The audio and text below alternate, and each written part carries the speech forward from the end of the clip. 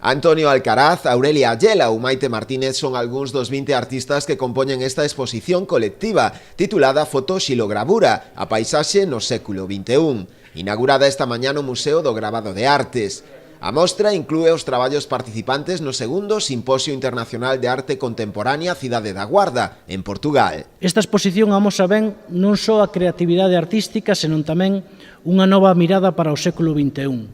Toda a natureza humanizada, a paisaxe, foi vista durante séculos e cada xeración foina recreando, redescubrindo, reordenando, dándolle significado de acordo non só coa sensibilidade individual, senón tamén cos signos de cada tempo. Tamén tomou parte na inauguración o catedrático da Universidade de Salamanca, José Fuentes, encargado precisamente da impartición do curso que deu orixe a esta exposición, e un dos responsables de que a mostra chegara a Ribeira, froito dun convenio asinado entre o propio Museo Ribeirense e o da localidade lusa. Por primeira vez se pode ver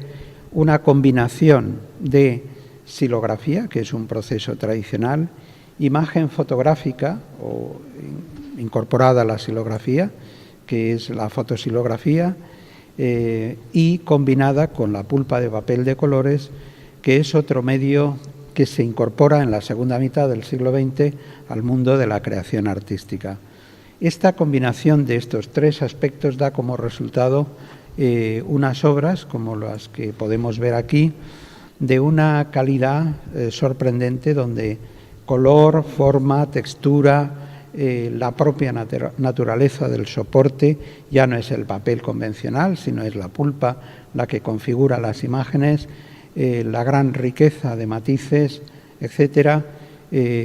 hacen de esta exposición algo, yo creo que realmente interesante de ver, ¿no? Eu creo que quen veña a visitar esta exposición que está nas dúas salas, pois quedará gratamente sorprendido e se ten tempo, de verdad que todavía moito máis. Así que gracias aos que facedes posibles que este Concello e que a Fundación siga medrando e que siga dando a conocer a arte a través de eses convenios como que José Fuentes facilitou. A mostra, que ocupa as salas 1 e 2 do museo, poderá visitarse dende hoxe ata o próximo 31 de marzo.